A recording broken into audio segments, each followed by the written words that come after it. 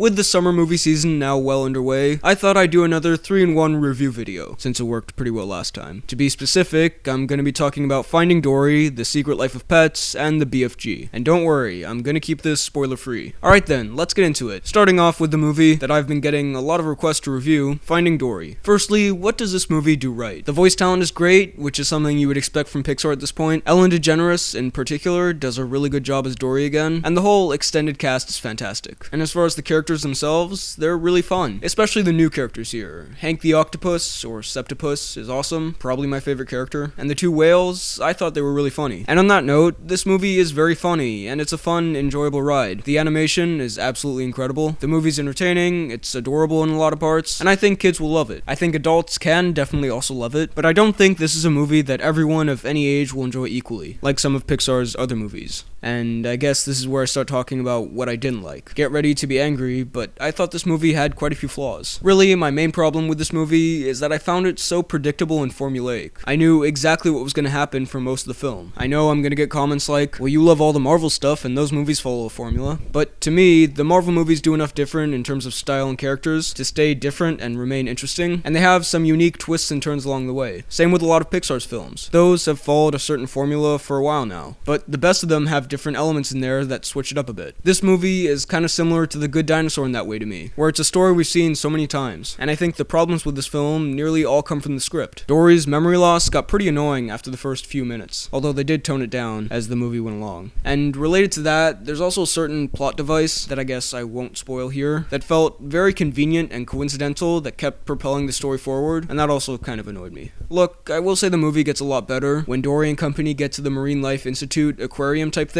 and that's good because most of the movie takes place there. So look, I totally get why everyone loves this. It's fun, it's well animated, it has likable characters, but I personally just didn't love this. This is far from Pixar's worst, but this is also a bit far from its best for me. I did still enjoy watching it though, and I'll give Finding Dory a 7.6 out of 10. So now let's move over to what I guess is Pixar's big competitor now, Illumination with The Secret Life of Pets. I'll be honest, after Minions, I was kinda done with Illumination. Like, I personally thought it was fun, but I was getting tired of this kind of gibberish slapstick stuff. However, I'm happy to say that with The Secret Life of Pets, I'm back on board, at least for this kind of stuff, because this movie is actually pretty great. I mean, it's not perfect, but I just had such an undeniably fun time at the cinema. The voice cast is great in this, in particular Louis C.K. as the main character, and while the characters aren't very deep, like you don't really know much about any of them besides the main two by the end, but they're all a lot of fun to watch, especially Kevin Hart as the rabbit and Albert Brooks as the hawk. The movie's fast-paced, it's super adorable, especially at the start. The animation style is fun, and I would also recommend seeing this in 3D, because I thought the 3D was fantastic. It's also really funny, and for a kids movie, there's a good mix of comedy. Like, the movie has quite a few clever jokes, but it also does a really good job with visual comedy. Also, I'd just like to mention, Illumination has a weird thing where they have very kid-friendly movies with quite a bit of slapstick humor, and then there's suddenly very adult jokes and moments. And not just that, for a kids movie, there are some pretty scary moments in here. Like, there are a few things here that would terrify me as a little kid. So if you're a parent taking your kid to this, just be aware of that going in. Although I don't think there's anything too bad. In my cinema, kids and adults alike were loving it. Also, as if it needs to be said, this movie is obviously trying to be relatable to pet owners, especially dog owners, and as someone who has a dog, I can say that it did that really well. As far as the negatives, it is a pretty cliche story. You can kind of tell where it's going to go for most of it. Note that I said cliche story, not cliche premise. Everyone's saying this movie rips off Toy Story, and yes, it is a similar premise to that, but I wouldn't say it rips it off. And there are other movies out there that do the whole things that you wouldn't think have their own world do have their own world kind of thing, like Wreck-It Ralph, the Lego movie, kind of, and even the upcoming Sausage Party. So I didn't really have a problem with that aspect. So in the end, I know I'll get a lot of dislikes for saying this, but for me personally, I enjoyed this more than Finding Dory. Which is the better made film? That's more up in the air. In terms of animation, characters, that kind of stuff, that could probably go either way. But for me, subjectively, I just had a great time with this. Maybe the crowd swayed me a bit, since when I went to see them, there was a bigger crowd at Pets than there was at Dory, but I don't really think so. So ultimately, I'm gonna give The Secret Life of Pets an 8.5 out of 10. So finally, let's talk about Steven Spielberg's latest film, The BFG. I'm a pretty big fan of the BFG book, and I'm also a pretty big fan of the team behind this, so overall, this had a lot going for it. And in the end, it was